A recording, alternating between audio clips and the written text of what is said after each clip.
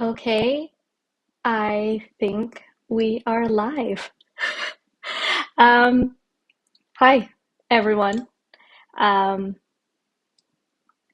Welcome to my first YouTube Live for the Vancouver Etsy Co, which I'm the team captain of. My name is Valerie Braacx.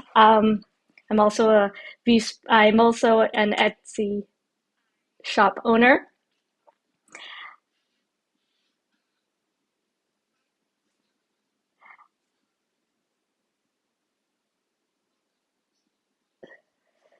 Okay, I'm just getting used to this as I realize I can hear the playback on my um, headphones.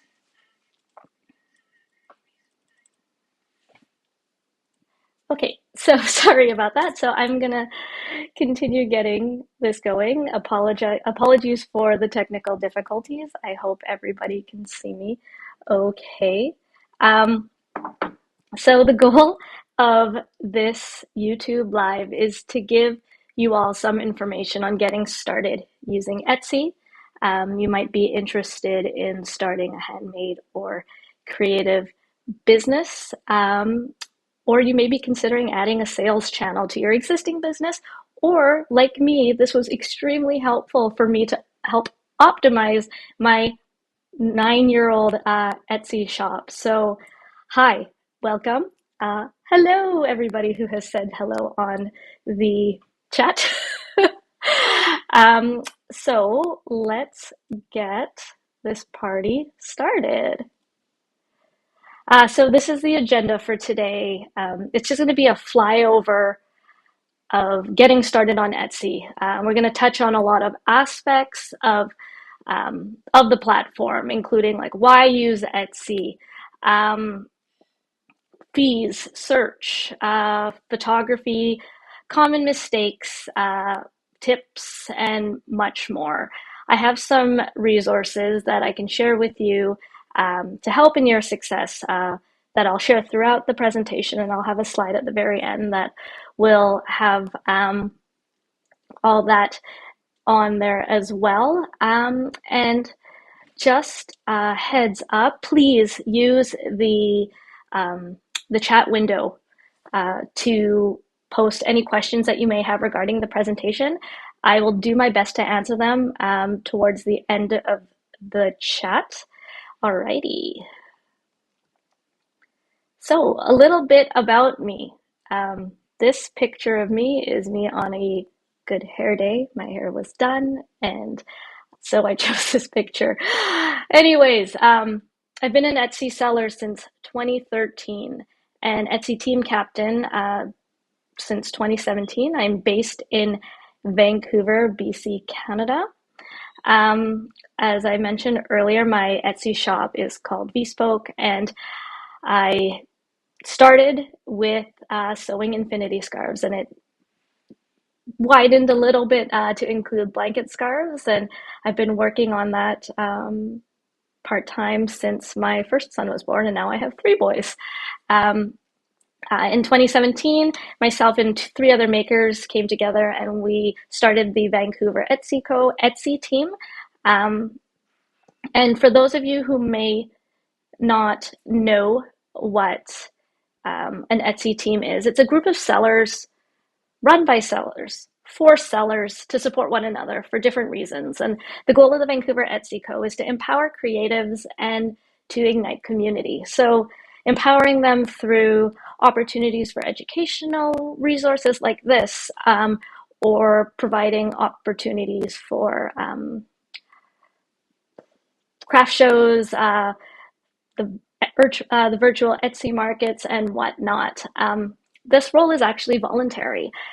We operate independently, all teams operate independently of Etsy, as in we're not employed by them, but we receive educational resources and opportunities, marketing support, and access to Etsy initiatives like the Etsy Market or Etsy U. And for those of you who might not know what Etsy is, Etsy is a community education program for sellers looking to grow their business and support other entrepreneurs and connect with creatives in the global community. So ties in so wonderfully with the mission statement of the Vancouver Etsy Co. So we are going to get started. I know that many of you already know this, but I will give you a wonderful explanation on what Etsy is.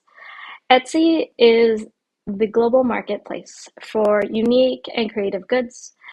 It's home to a universe of special, extraordinary items from unique handcrafted pieces to vintage treasures.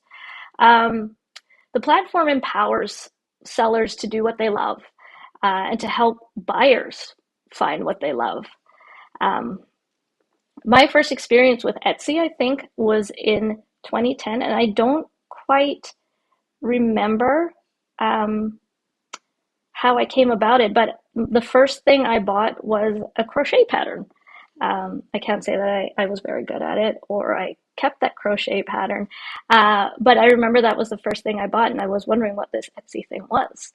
Um, if anybody who is watching right now remembers what they might what might have been their first Etsy purchase, let me know in the chat because I'm curious to know. Or you could let me know what your favorite Etsy purchase um, ever has been. So, why sell on Etsy? There's a bunch of reasons why I think it's a great idea to sell on Etsy. Um, and these are the top 5 ones that I think that are great. You have access and you can instantly reach millions of buyers in a in their marketplace. Oh, somebody had just posted wedding decor was one of their favorite things or first things that they bought on Etsy. It was probably the first things they bought on Etsy. See, that's awesome. And there's so many great talented shops on Etsy that provide wedding decor. So you can instantly reach millions of buyers through their global marketplace. And the thing about Etsy is it's Etsy. The brand trust and recognition that it has for handmade is by far the most recognizable. Um, from a seller's perspective, setting up your shop is very quick on there and it's quite affordable. And I'll talk a little bit more in depth on the breakdown of costs and everything for you. They also include business tools to help set you up for success. And lastly, you can be part of Etsy's vibrant community of entrepreneurs. I have met so many different Etsy sellers from across Canada at a conference that I've been to a couple times, and I made some really great friends, and I met a wholesaler through there, and it's a really exciting thing when makers come together. All right. So before you get started, it's always really exciting to get going and getting your products on there right away and setting up and fiddling with customization.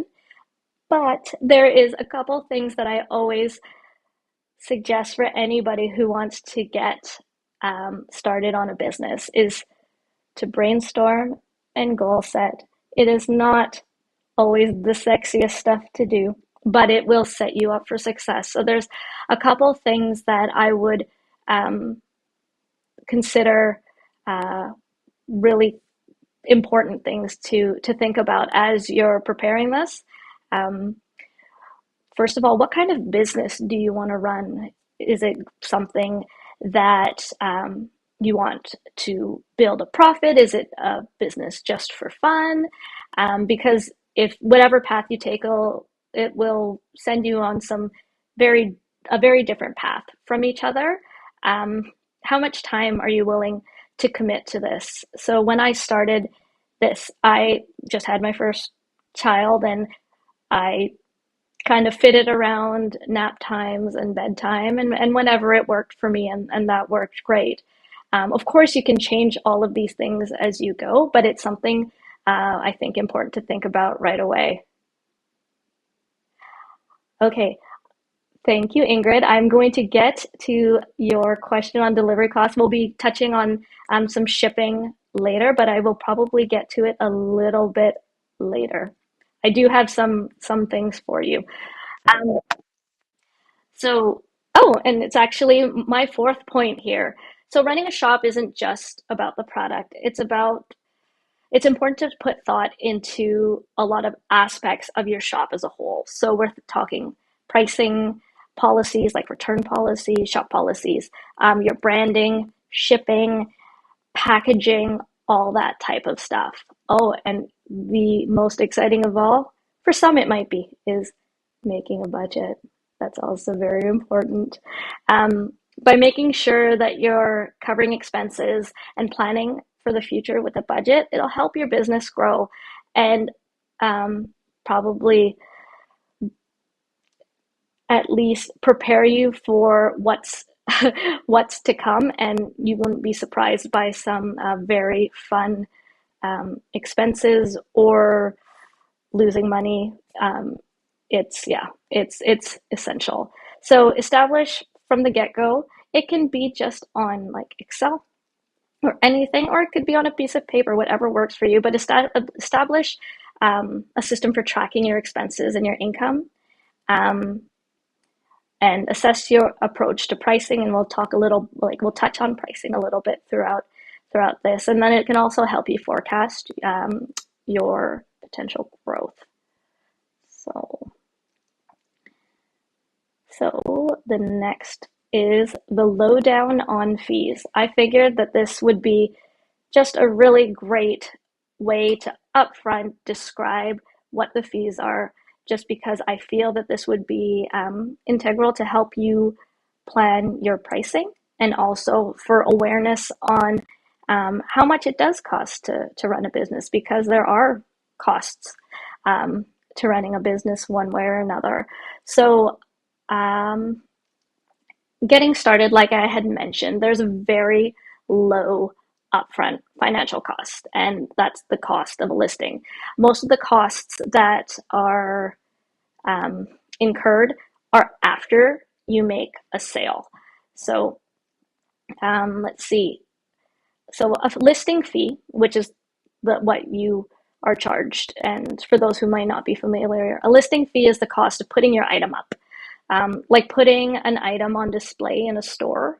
Um, every time you post an item on your shop, you pay the listing fee. So for us Canadians, it is 25 cents Canadian. I think it's 20 cents US. Um, and so if you're starting off with 12 items, it'll run you $3 to get started on it. There's a few different type of listing fees, but all of them cost exactly the same. There's like fees that auto renew, so you don't have to repost it. It's multi-quantity listing fees, private listing fees. It's all essentially a listing fee when you post an item to your shop. Okay, when you make a sale, woohoo! Um, there is a transaction fee charged by Etsy, and that's 6.5%. So that percentage goes towards Etsy for using their platform to sell your items. So it goes towards having them sell it for you, like all of the marketing that goes with it, all of that's where those transaction fees go. And then additionally, there's a 3% fee plus 25% per transaction for payment processing. So this actually isn't something specific to Etsy. It's actually a payment fee that's a result of accepting credit cards and not specific to Etsy. So anytime that you use a payment processor to do anything, that's a pretty average cost for it, whether you're using Square at a market or using it on a different website. That's the cost of accepting credit cards. Um, Offsite ads fee. So offsite ads, a little bit of a hot topic at times. But I'll give you a brief rundown on it. I can actually talk quite extensively on ads. And what I'm actually going to do is just save that for a another YouTube live where we can concentrate on that. So, and then um, anyway, so an offsite ad is essentially Etsy is advertising listings throughout the web, um, including in search engine results, social media apps like Facebook. Have you seen like when it shows up little tiles on there on what you might like? Etsy offers this service upfront with no cost to you. Pay an advertising fee when you make the sale. So when a shopper clicks on one of those online ads for your products and purchase it from your site, um, within 30 days, you'll pay an advertising fee. You'll only pay the advertising fee when you make a sale, so it's not if it's clicked or anything. So the whole purpose is that it eliminates the risk you would pay for ads that don't work for you, especially since they list in places like Facebook, excuse me, or um, uh, or Google. Um, they are optional. Like you can opt out of using the offsite ads if you, and it's dependent on your revenue. So if you made less than $10,000 on Etsy in the year, you actually can opt out of it. It's 15% commission uh, for using those ads for a successful ad. And if you make over $10,000, it's 12%. So I'm actually going to give you an example breakdown on the fees. And the reason I did this is, like I had mentioned earlier, with regards to budgeting and just knowing as much as you can to help you make your prices appropriate. This is what you would pay for if you charge $69 for a scarf and $8 shipping. You'll see if it was one that had um, no offsite ads, my total cost of fees would have been $7.82. With the fees, it would have been $19.37. And you can see what the total is that I would have gotten from it in there. So those are things to keep in mind. I think since the offsite ads have come into play, I've gotten one maybe offsite ad. Uh, so yeah, let's move on. Okay, getting started. Yay! We're actually going to talk about products. Um, so what you'll need to get started is your products and any information relating to your products. Gather all of it into a document or a folder, and like you can start writing out your titles or type out your titles, your descriptions, some tags, production partners. If you design things and they're manufactured elsewhere, that kind of information needs to go into your listing. And your banking details so you can get everything set up. Let's see. So that is really what you need to get started. So the difference, I see, Ingrid, thanks for your question. It was what's the difference between the pay-per-click ad and the offsite ads? So the offsite ads is, I think, okay, if I think, okay, sorry, I'm reading the questions. Give me a second.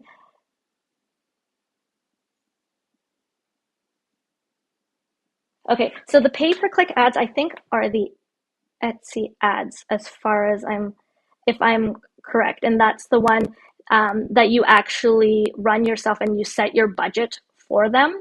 Whereas the offsite ads are ones that Etsy does for you.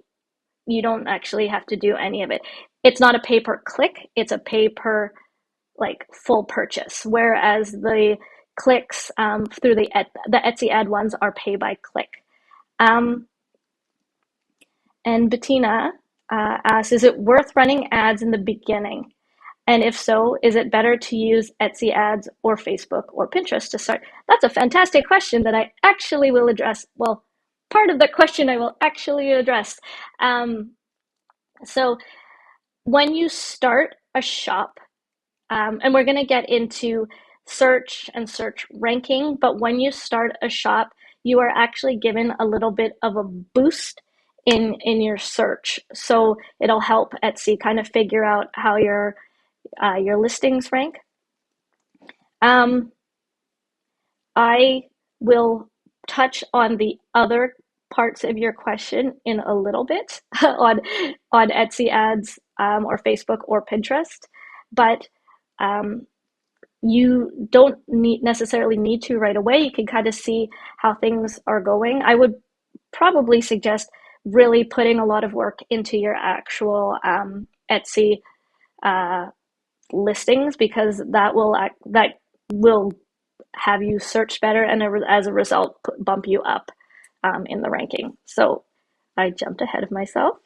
So setup and optimization. So choosing your Etsy name. I'm sure that a bunch of you do have an Etsy name already in your head, or you already have your business going. But here's just a few tips that we can quickly go over for shopping or for choosing a shop name.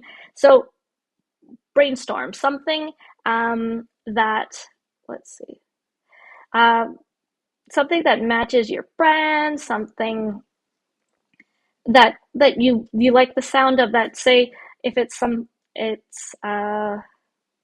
my friend and my partner in Vancouver Etsy Co, Anita, her knitwear company was called Make More Happy, and it was very on brand for her because she's just so lovely. Her knitwear was bright and colorful. It was bang on brand. So that is a great example of that.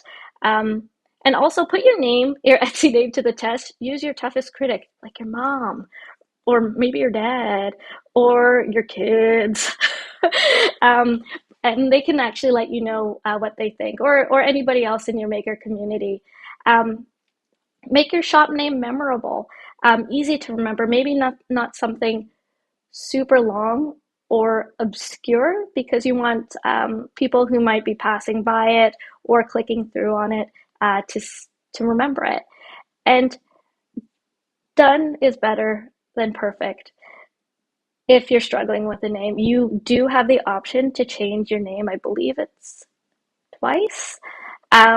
So you are not locked in for life if you decide to choose to change your name. All right. So customizing the look of your shop home. So your shop home is the virtual storefront of your Etsy business. It's often the first impression that a brand makes on potential customers. So in that, you want to maximize all the opportunities, customize your store with your brand and your photos.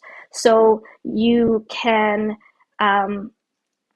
customize your shop banner, your shop icon, your featured listings, and also your about section is actually really quite important, because in there you can actually share information about you, about your story of your business, as well as a few pictures in there too, including maybe one of yourself, your workspace, and more product.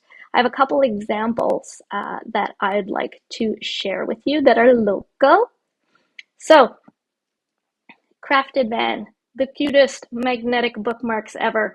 As you can see, they really made use of their banner image, highlighting that there's a coupon code in there. You get to see their magnets in different ways, or their magnet bookmarks in different ways, and the light airy colors, very on brand. It's a great um, uh, banner cover.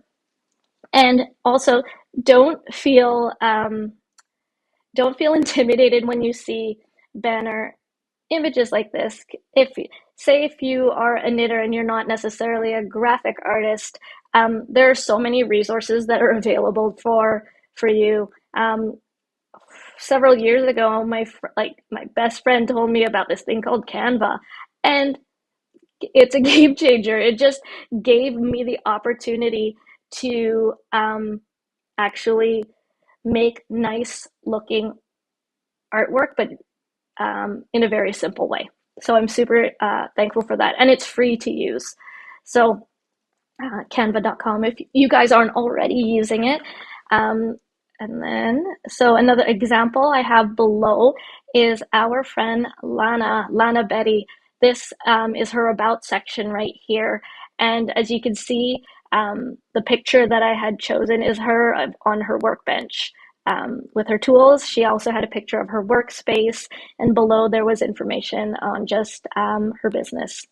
And it's great. It gives you the opportunity to get to know um, the vendors without um, without actually meeting them face to face. In the last couple of years, we have not been able to get to know our vendors face to face. So making sure you have a nice beefed up about section will really help that. Um, this one is not a local one, but it's super fun, and you can see that there's just a big cohesive feel to their shop cover photo, and as well as their shop icon. It all really ties together. So there are actually a few more different ways that you can customize with Etsy. There's a subscription, as I've learned, and that gives you the opportunity to feature items in this kind of tile graphic way with like listing features and that type of thing. So it's a little bit different. I can talk to you a little bit more about that later, but yeah, so there are different opportunities. If this is your main channel, it could be a really great way to showcase your stuff, especially if you have really visually beautiful things like this. All right. All right. Search. I think it is probably um, the most important topic in here, I believe, other than planning. Planning is very important, remember. um, so I think that it's probably one of the most important things to keep in mind as if you'd like to optimize your shop. Um, all right. So now that you have your items, and you've customized your shop and made it pretty, we can go over how you can optimize your shop and get your listings found. So we're going to look at keywords, creating listings that convert, and the customer experience. The keywords are the words and phrases you apply to your listing for search engine optimization purposes. Um, Creating listings that convert, it's when someone finds your items, they like it enough to purchase it, and offering good customer experiences. Not only can it lead to repeat purchases, but there are certain elements of your shop that contribute to the experience, which can also impact where you rank in search results. If that sounded confusing to you, it sounded confusing to me the first time I learned about it. I'm hoping I'll be able to clarify for you a little bit more as we go. So Etsy search versus Google search. So the two main ways that buyers find items are through Etsy search and Google search. On both platforms, buyers will type what they're looking for in the shop search bar, and will be shown results related to their query, as you probably all have experienced. Each have opportunities for getting found organically or through paid advertising, and there's many overlapping factors when it comes to optimizing for both search engines. For the purpose of today's workshop, I'm just going to focus on the organic visibility of Etsy.com. Um,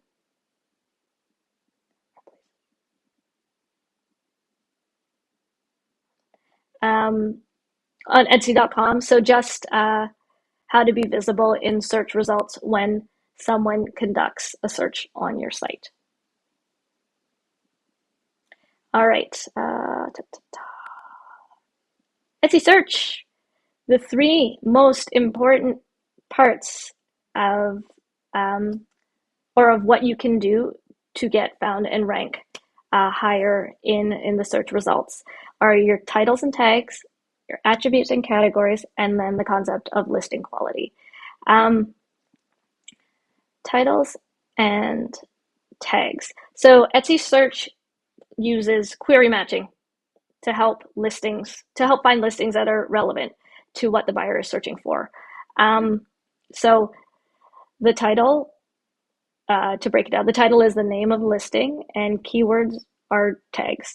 So you want to include whatever relevant words that any relevant words to what you are selling. So you got to think like a buyer in this circumstance. So, for example, if you're selling a red silk dress, make sure you include those exact words.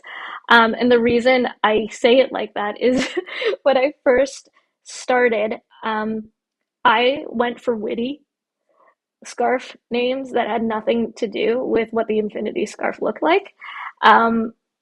And it wasn't related to my product at all. And I had no idea about titles and tags or anything like that. So as I moved forward and I got to know more people who were using Etsy and just did some research myself, I was able to correct that mistake. I'm still not amazing at it, but I know that it's something that I can do to improve it.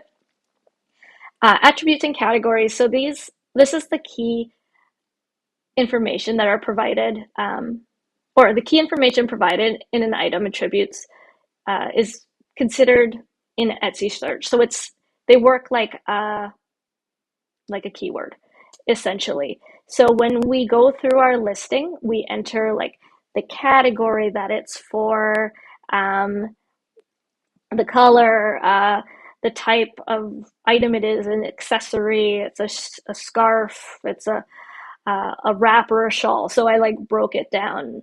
And I would suggest use all those options to the best of your ability because they act as extra keywords in your listing. So it gives you more opportunities to be found, and you don't have to use the words wrap or shawl necessarily in your keywords or your tags later on, because it's already covered through there. Also, color is included in there, so you can use your tag for teal, whereas in attributes it's blue. So it just gives you more opportunities to be found or to list attributes to be found. So the listing quality.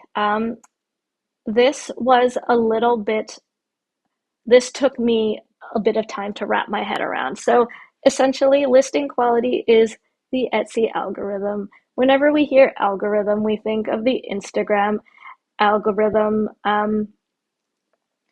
and we just think, oh, it's going to work against me. It's going to work against me. So the listing quality, let me just go through it, and hopefully this will be helpful for you. But listing quality is to show items that the buyers are likely to purchase. So Etsy's search algorithm considers how well individual listings tend to perform in search. So if somebody's searching for something very specific and then they find your post, that's a good thing. So the test is, does your listing do well in a specific search? So that just really highlights that using titles and keywords and attributes are essential and very important to this. Another thing that contributes to engagement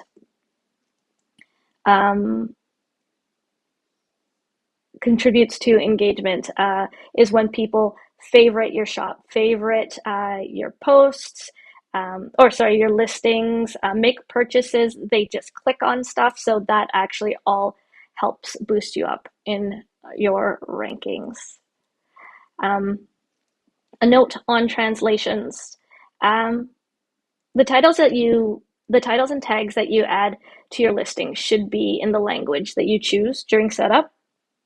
Pardon me. Etsy will translate it for you. But if you are fluent in other languages, if you're multilingual, considering doing your own translations in there, it's much more natural, and it tends to be higher quality, and will get your point across a little bit better. Louisa just asked, are there websites to find inspirations for keywords? Um, yes, there are. There is actually a really great way, and I'll go through it actually when we go through analytics. And I will do a little bit of research for this, and because I know Louisa, I will touch base with you after, and I'll send it to you, and I can also post some of the answers to my questions on our website after, where I can post this too. Um, Ingrid asks, where can I find attributes and categories? So you can actually find your attributes and categories within your actual listing. So if you go and edit your listing, you know how you go through the process of, I made this, when did I make this, is it made to order? All the attributes in there asking categories, color, size, all material, all those things are the what I'm talking about when I'm talking about attributes and categories. So if you can complete as many of them as possible, it will um, uh, it will do you better for being found in searches. The translate option. Um, I just had a question for the translate option. Etsy will automatically um, translate things for you for various countries. So I recently sold a scarf uh, in Switzerland, and uh, the sheet that I had printed out was all for my Etsy order was not in English, and it was just ready for me to ship out. So on their end, they actually see um, all the languages mechanically um, translated. So it's all done automatically. Um, though, if say you were a Spanish speaker and you wanted to make sure that your translations got across um, in English and in Spanish, I would suggest including both of those within your description. All right, so next up, product photography. Probably the funnest, I think, other than budgeting and making a budget. um, oh, yes, is photography. And it's also extremely important. So the number of photos you upload doesn't actually directly impact your search placement. But, but, by using all your photos and great photos that'll grab people's attention can impact the engagement with your listings, like clicks or favorites or buying. So it's also really important. This actually was a very wonderful opportunity for me to like re-examine my own shop and see where I can add extra pictures to it. And also now, lastly, the customer and market experience. So great reviews, a completed about section, competitive shipping rates, and completed shop policies can all help in your placement in search, not because your about section is complete or because your shop policy section has writing in it, but it's more about the possible engagement in your shop because your shop is set up with clear policies. It helps build trust and confidence in your store, leading to conversion, which effectively impacts your listing quality. So by having all of that information in there, you can know with confidence what you are getting out of that, and you're going to get sales, and then the sales will boost your list quality. So some pro tips just that we covered on keywords. Your title needs to be easy and concise, using search terms buyers would use, not obscure things like I used. I thought I was witty. It was not a good idea. um, Place the most influential phrases at the very front of the title, like the first 3 or 4 words, because most people don't read beyond that. It's really just to get found. So the most important things at the very front. Use all your tags. Use all of them, and change them as you go, depending on what time of year it might be. Because if people are searching for a cozy infinity scarf, or a lightweight blanket scarf, or I keep using scarf ones, obviously, because that's what I know. But use all the tags available to you, because it's just going to increase the opportunity to be found. I know that there's different tools that you can use to pick out what tags are best. And I'll actually go through some of that in our analytics as well. So select accurate attributes and categories like we talked about, write in your shop language, and unless you're fluent, then you write in other languages as well. And make use of the analytics. So pro tips on creating listings that convert. Use engaging click-worthy photos, not photos, and use as many as you can. Write engaging, informative listing descriptions. Think about who your target market is. So again, for my scarves, I think it would be important to list the dimensions in there, what it's made of. Also, what would be really handy is washing instructions could be right in there. If I knew that something could be washed in the machine and put in the dryer, yes, I'd be 100% interested.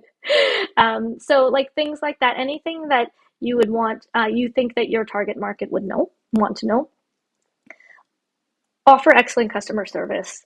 That's always a positive. Complete your about section. Allow your buyers to get to know you as best as you can without actually meeting them in person, and also add shop policies so they know what to expect in any of the circumstances.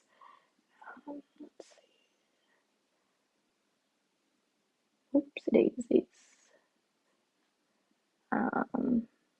I lost my spot. So a note about, and we actually touched on this earlier. I touched on this earlier. New shops. If you're worried that you're like about your listing score because you're a new shop and you have no data on it, don't worry. New shops and listings start with a neutral quality score. So when a new listing is created, it gets a small temporary boost in search results. So Etsy search can quickly learn more about how shoppers interact with it. So you're not like starting like way at the bottom or anything. You're starting completely neutral. So that's why it's important to start off strong.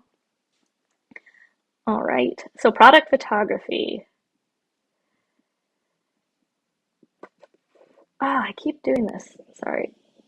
I am searching through my notes and then I click on the wrong thing.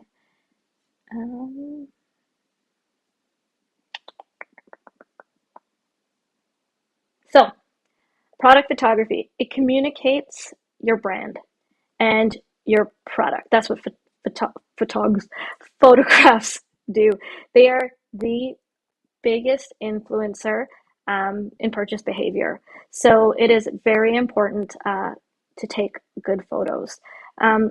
Impacting your purchase behavior means that you can impact your listing score, which means you'll be found faster, which means that you'll get more purchases, which will build up your listing score. It's a wonderful thing. So it's really important. I know that it's essential to me to see nice photos. I don't know anybody who would say otherwise when they're buying online. So I actually will be putting on a YouTube live on photography and just some basics of it, and what you can do.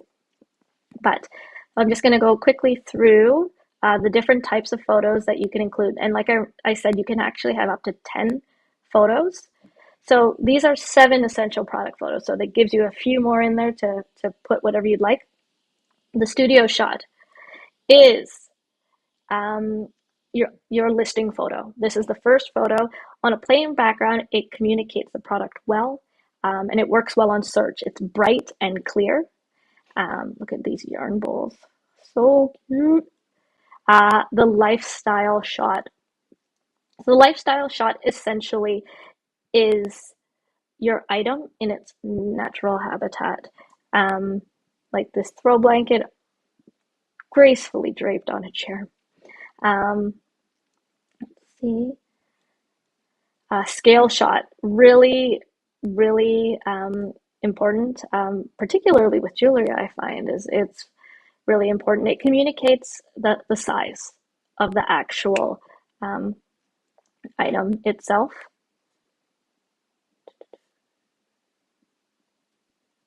So the detail shot, this actually shows like the quality and the texture, and you can highlight this from different angles as well. If you are actually selling vintage goods, which you can do on Etsy, you can use this detail shot as an opportunity to show some of like the imperfections or flaws that might be in some of the vintage items and that type of thing. Again, it's always trying to communicate as much information to your potential shopper as possible. The group shot, this works really well for anything that's sold in multiples, like stacking cups, beads, or anything that might come in different finishes or different colors. You could show an array of them. These beautiful wooden, or these are glass. They're glass. These beautiful glass beads just look wonderful, like just spread out there, and it just gives you a better idea of what to expect. Packaging shot. This gives the buyer an idea of what it would look like if they actually had this sent directly to the recipient as a gift. And also, who doesn't love beautiful mail? The presentation in it, it's beautiful, and it would make anybody excited to know what they could possibly be getting. And the process photo. This reminds buyers why they love buying on Etsy. It emphasizes craftsmanship. It reminds them that somebody made the item with their hands or designed the item, and it just really connects it to a person. Also, I haven't mentioned it yet, but you can include 10 photos and 1 video. And a listing video would allow you to showcase your products in ways that aren't really possible with static photographs. Like, for example, my blanket scarves, the way that you wrap them, I could show that in a video. And yes, I could show them in various pictures, but I can actually show how it's done and also how to wrap, how to like adjust a scarf for somebody who is 4'10", like myself, versus somebody who is 5'10", so it will still have a similar look. So that is great. The thing about the listing videos, they also don't have any sound. So it is just exactly like this beautiful shot of earrings. It's almost like a GIF. It's quite beautiful, and gives just your buyer a little bit more information. Okay, some common mistakes that new Etsy sellers make, and experienced Etsy sellers make at times too, if they do not put enough work into their shops, like I have been guilty of in the past. So some of the things we've learned is not focusing enough on product photography. Like I just went through, it gives your buyers, like, they can't see the item in person, but so you want to give them as the most beautiful, best pictures of the products, so they're they're happy to buy it. It's not the same as in person, but you can try your best to capture its beauty. Um, Ignoring the business side of running a shop, like I talked about earlier, with regards to planning, budget making, uh, running your numbers, yeah, all of those things, planning your marketing, um, all of those things are things that are not to be ignored. Um, it's so easy to focus on like the fun parts of it, like the actual making and whatnot, but um, that's part of the business. It's not just the creative, but it's the whole thing. Neglecting the importance of tags. Um, just mentioned again on tags and how important it is for to be found using those tags. So please use them. Not getting the word out about your business is, yes, you have to work on the business side, like running your numbers. You have to um, actually make your item, but you also have to tell people about your business, whether it's through social media, through ads, through whatever it might be, through craft shows, through anything. But it's important because we can't rely solely just on the marketplace itself. We need to put some work into it.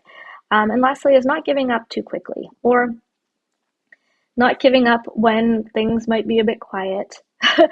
um, there are ebbs and flows for Etsy businesses.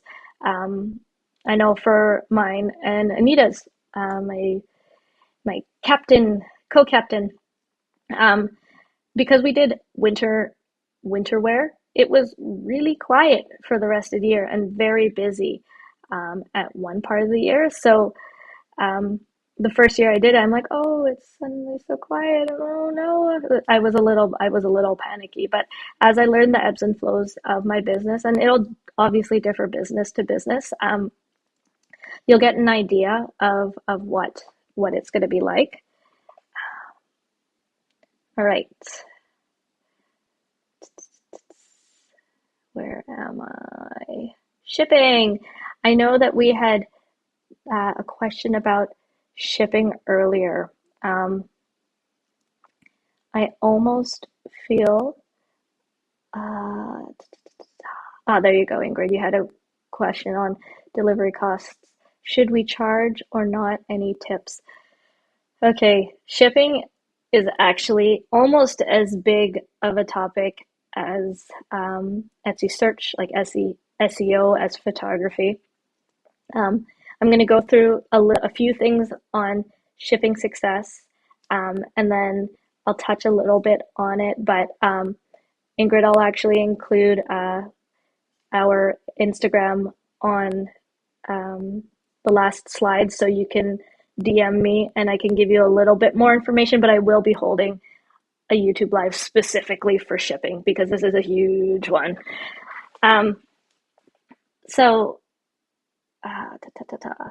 So similar to keywords, when you are planning shipping, keep in mind what you would want as a buyer. Um, Consider your postage rates and your policies. If upgrades were available and where it ships to, there are a lot of different ways that you can customize your profiles. Um, Packaging and marketing material. Always, like, you can, there's, I think, what is unboxing? I think unboxing is the term. Um, you want to make this, uh, I'm getting distracted by stuff. Um, you want to make it as exciting of a process when they get it as when they get something from a store. But also keep in mind different packaging will yield different shipping costs, and the marketing materials, depending on like what it is, it could add different weight to it or affect the size of it. So that's something to keep in mind. And also the cost of packaging and marketing materials needs to be considered when you're creating either your pricing or your shipping pricing. And again, that's a huge, huge thing right there. Um, Developing a shipping strategy. I think I just touched on that. Oh, consider your postage rates. Oh, Anita had just told me, had just posted that in the quieter months, she focused on design and photo shoots for the first 3 to 5 months of the year. So once she got her routine, that's what she did. That is very smart. What I actually chose to do was just like, ugh, and then proceed to freak out when I should have been sewing prior to. Anyways, back to shipping. Um, so developing a shipping strategy. So that includes your policies, your knowing your postage rates, providing upgrades, pricing um, your shipping and your products in a way that works for you, that neither will turn off the customer, is a fine balance. Shipping, particularly in Canada, is brutal. Um, there is a little bit of a discount that Etsy gets when you buy shipping labels through there, but those are that's something that needs to be danced around, I guess you could say. But I'm going to cover that in a shipping YouTube live because it's such a big topic. Um, Good communication. Communicating with your customers goes a long way. Talk to your customers. Um, it helps set expectations, reduces surprises, and hopefully leads to a good review. So when their item ships, send them a message saying your item is on its way. I hope you like it. And it just puts, again, that personal touch there. Keep calm and carry on. Sometimes shipping challenges are completely out of your control.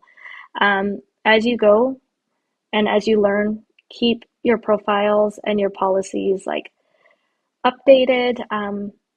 Keep records of shipping and communication because uh, sometimes things get out of hand and someone says my item didn't get delivered and all those kinds of things. So make sure that you just keep records of your shipping and communication. Um, and just and most people will be pretty understanding. In November of last year, we had those awful floods in BC that cut off like the western half of the province from the rest of Canada in terms of shipping right before um, Christmas. It was brutal, but again, there was nothing that we can do. The packages did make it eventually, and by communicating with your customers, um, and letting them know what was happening and that you were doing your best, most people are really lovely and very understanding. And it was also a rough 2 years. People are just like, it's okay, it'll be fine. Okay, positive reviews and repeat customers. So, what do you think about when you're going to review something? I am an avid click and collect shopper at Superstore because I don't actually have to go to the store and they bring it to my car and put it in there. And whenever I have fantastic customer service, I am always like, I want to call the store and tell them how great they are. And that's actually one of the things that are most written about in shop reviews. It's customer service, the quality of their product, and shipping. And usually it's about shipping speed, which is really great. So let's go over a few things that might lead to some positive reviews. So positive reviews can influence a buyer's decision to make a purchase. And that purchase will, again, bump up your listing score, help you get found, get more new purchases. Um, but using your listing description to answer shoppers' questions, um, let's see. So it's uh, a listing description is a chance to show off the personality and highlight what makes a shop's products unique. It also shows off all the nuts and bolts type of information a customer would need to know exactly what they're purchasing. Showcase your item from all sides. Um, like use all 10 photos, give them as much information as possible. A clear return policy. Um, even if it's no refunds, at least you or no refunds unless there is it's damage. It sets out a very clear expectations. And by having that, it'll give your shoppers a level of confidence in the customer service that they'll receive from you. Surprise, oopsie daisies. Surprise and delight with thoughtful touches. Um, a handwritten note goes a long way. A free sticker. I know I'm always really excited. I bought a print from Michelle Cui. It's one of a local Etsy seller, and she threw in a couple um, postcards in there, and I was delighted. And one of them had boba on it, and I'm gonna send it to my friend in Toronto, which I hope she's not listening to this now because now she'll know. Um, Respond to messages quickly. That's just a given. That's good customer service. And again, it just solidifies that like that bond or that you're a person and not just a computer responding to things. Let shoppers know when their item will be delivered. I had touched on that before. Ship on time. I love getting my stuff on time. Set expectations and meet or exceed them. If life gets in the way, be sure to communicate. People are really understanding. Um, Send a thank you coupon. You can do that actually through Etsy. It can automatically send a thank you coupon if you like. I've actually never done that, but it is an option. Alrighty. Tools, I'm just going to touch on this very briefly. Tools, finances, and stats. So, your finances, there are a few different things that you can use in your finances section. So get to know what's available in there for you. You can update your information very easily if your banking information changes, or if you have to add tax numbers and that kind of thing. You can change your payout times, find statements that review and break down your deposits. So all of the fees that I had discussed earlier will actually be broken down in there month by month. So it makes it actually quite a bit clearer. Than I remember in the past. So that was really helpful. Um, Shop stats. Understanding how your business is performing over time is essential um, as an effective growth strategy. In your shop stats, you can actually dig into a wide variety of information. You can look at a glance, uh, like the last 30 days of statistics, number of visits, orders placed, revenue. Um, you can see how shops are finding you. Shop stats will show the percentage of shoppers who found you using social, advertising direct, and other traffic. Um, or you can do an even more deep dive into listing level engagement. And your shop show like a huge variety of performance metrics for all of your active listings. So you could see the sum of totals of listing views for a time period you select, along with the average number of shopper views and when they visit your site. You could also see when listings are viewed and sold most frequently, along with the revenue generated from each listing during that time. So tons and tons of information. And I actually alluded a little bit to what you can find in your analytics within marketing. There's actually new beta analytics in there, and you can see the search terms that people had used when they found your listings. So it's a really great way to um, see what people are searching and how they got to you. I had a shop critique for, on Friday, and I was told about that, and it's a game changer. So I'm able to kind of really see what of my keywords have been successful in getting people to me. So, um, so we're gonna breeze through these last few slides. I know that evenings are precious, so we want to make sure I use your time well. Um, so marketing your business, again, with the planning. It's important to do this um, at the get-go is determine your target customer. Um, Understand your brand voice and define your unique selling proposition. So like my target customer, when I first started, I tried to sell scarves for men, women, and kids. I very quickly realized that my scarves are made and my two different types of scarves are made for like different target customers even, but it's very specific customers. And as I learned that, especially at in-person markets, you can actually see who is going to your items. Determine your market, your target market, understand your brand voice. My brand voice has always been Val's voice. I don't know if that's good or if it's not. Um, oh, I didn't talk to you guys about where my name came from. I'll tell you that in a second. And define your unique selling proposition. So what makes selling your item, like what makes it unique? Quick note on my shop name.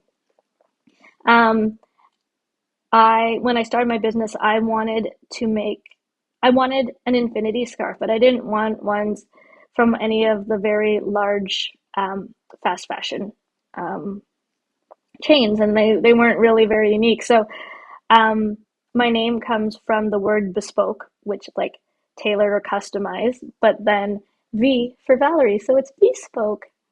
I felt really clever about it. So I'm still happy with it, so I guess that's a good thing. Social media marketing.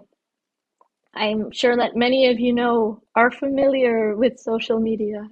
Is That's probably how you heard of this, but it's probably one of the most effective low cost tools that you can use as a business owner. Um, you can grow your brand awareness and connect with customers, new potential buyers. Each channel has its own strengths and weaknesses. Um, and I know that through Etsy I'm actually going to take training on marketing through different social media um, channels. So I will let you guys know as soon as I get that and can teach on it. Personally, I use Instagram mostly. I use Facebook just because it's connected, but Instagram has been the most useful for me. But again, because I don't know much more about it, I haven't really tested out any other places. Advertising. I'm not really going to get into advertising too much here because we're going to have another class on it. Um, but again, like if it's done right, you can put in a little bit of money and have a great return. And I touched on what an offsite ad is.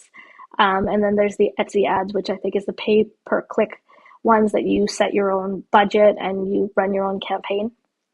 Um, that's a lot more hands-on, but I'm definitely going to be running something in the future. Other ways to get featured um, in Etsy, on Etsy. You can get featured by Etsy. Like the Etsy merchandising team looks for like these things when they're choosing their editor picks.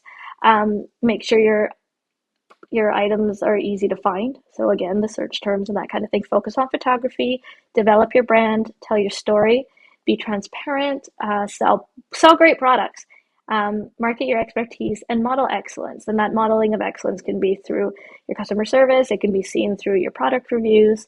Um, you can also participate in the Etsy market, which is a virtual market that Etsy um, had come up with to help sellers during the pandemic and help team captains help their vendors kind of stay afloat when in-person markets weren't a thing. Um, the Etsy markets are always given a marketing boost by Etsy, so it goes a long way when you participate in those types of things. Um, as you can see, recap slide that I did not finish. Um, oh dear.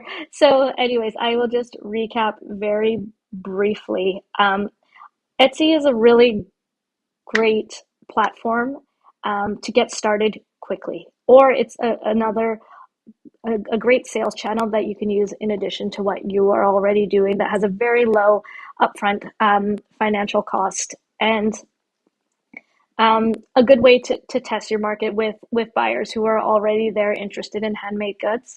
Um, Plan when you're starting your own business. It's really important to make sure that you plan and set goals so you can celebrate when you hit them, or you could pivot when you realize that something's not working.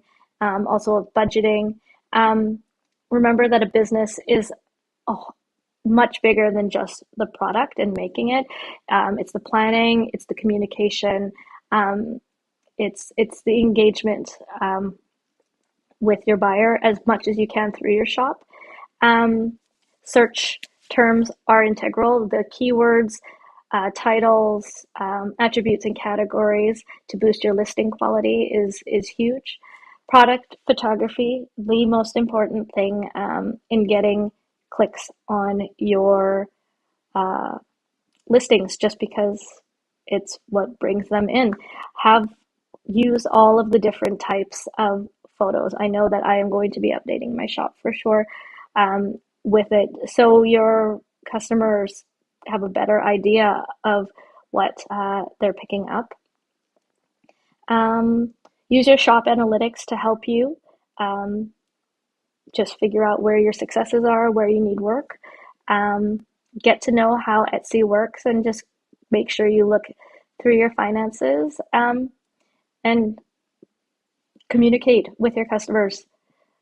They are real people, you're real people. The screen divides us, and sometimes um, it's hard to like really connect, but by letting them know your story and just like communicating well with them, it really just puts a personal connection to um, your stuff. Uh, Stay in the loop. So here's some new resources for sellers. You can follow Etsy Success on Instagram and Facebook. They have a podcast. Um, my Etsy team, or mine and Anita's Etsy team, I should say, is Vancouver Etsy Co. You can find us at Vancouver Etsy Co. or VancouverEtsyCo.com. You can search on forums for a place where people like ask questions. Canva is what I was talking about earlier for making free artwork. Wave accounting, I didn't mention it, but free bookkeeping software. It's been really great. I use it. And there was actually a couple other things. This gal right here I found is really interesting for Instagram information and how to engage with um, your audience. Here's the Etsy Success. It has all their information, shows really pretty things, gives you some inspo on what you can do for your own photos, and also Canva. So like you could even just search and it'll find you your Etsy shop cover right there. Yeah, I think that covers everything. So if you want to take additional workshops and you didn't think that this was terrible, thank you for sitting through my first Etsy YouTube live. You can find other workshops at etsyu.etsy.com. My next workshop will be coming up. Um, Eventually, I'm hoping sometime in June on photography, um, perhaps, or shipping, whatever comes next in my training. Follow us on, like I said, on Vancouver Etsy Co. for updates. And I believe that's it. Thank you, everyone, for joining me this evening. I had a really great time just telling you about it. Thank you for the questions. If you have any more questions, DM me on Instagram, and I'll get back to you as soon as I can. Questions, I actually ended up doing this. Thanks, Louisa, for the encouragement. I'm looking forward to seeing you soon. And thank you so much, everybody, for this. Have a great evening and happy crafting.